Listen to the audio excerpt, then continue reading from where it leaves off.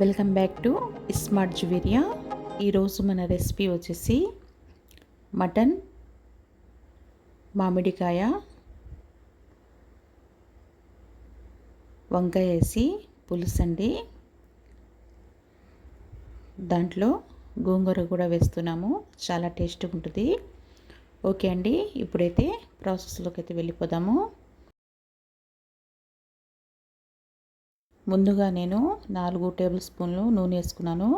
తర్వాత ఒక 2 ఎర్రగడ్డలు మీడియం సైజ్ కోసి వేసుకున్నాను. తగినంత ఉప్పు వేసుకున్నాను, కొంచెం కరివేపాకు వేసుకున్నాను.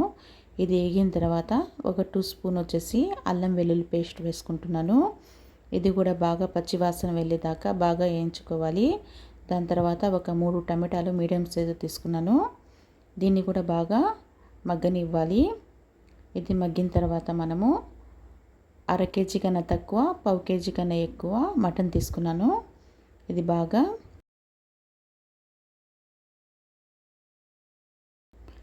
బాగా ఫ్రై చేసుకోవాలి.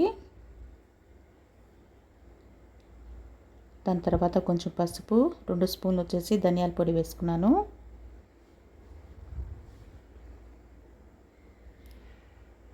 మటన్లో ఉన్న నీళ్ళన్నీ వెళ్ళిపోవాలండి. ఓకే అండి, ఇదైతే ఇలా రెడీ అయింది. ఇప్పుడైతే మనము ఒక మామిడికాయ వేసేద్దాము. దాని తర్వాత కారం వేసుకుందాము, 2 స్పూన్ల కన్నా కొంచెం ఎక్కువ. ఇది మొత్తం కలిపెట్టేసి దాని తర్వాత మనము వంకాయ వేసుకుందామండి. వంకాయ వచ్చేసి నేను ఒక 1/2 కేజీ తీసుకున్నాను. ఇప్పుడు మూత పెట్టేసి బాగా మగ్గనిద్దాము.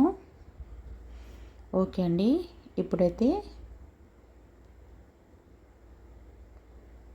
గోంగూర వేసుకుంటున్నానండి. ఒక కట్ట కన్నా తక్కువ వేసుకుంటున్నాను. ఇప్పుడు తగినంత ఉప్పు వేసుకుంటున్నానండి. ఈ మామిడికాయ పులుపు, ఈ గోంగూర పులుపు సరిపోద్ది. నేను ముందుగానే నీళ్ళు వేసేసాను. ఇప్పుడు కూడా కొంచెం తగినంత నీళ్ళు వేసుకుంటున్నాను, ఎందుకంటే మటను ఉడకాలి కాబట్టి నీళ్ళు వేసుకున్నానండి ఎక్కువ.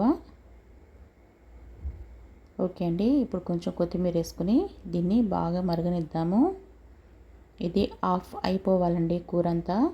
చూడండి, నీళ్ళన్నీ సగానికి వచ్చేసాయి. ఓకే అండి, ముక్క అయితే ఉడికిపోయింది. ఇప్పుడు కొంచెం కలిపెట్టేసి సిమ్లో పెట్టేద్దాము.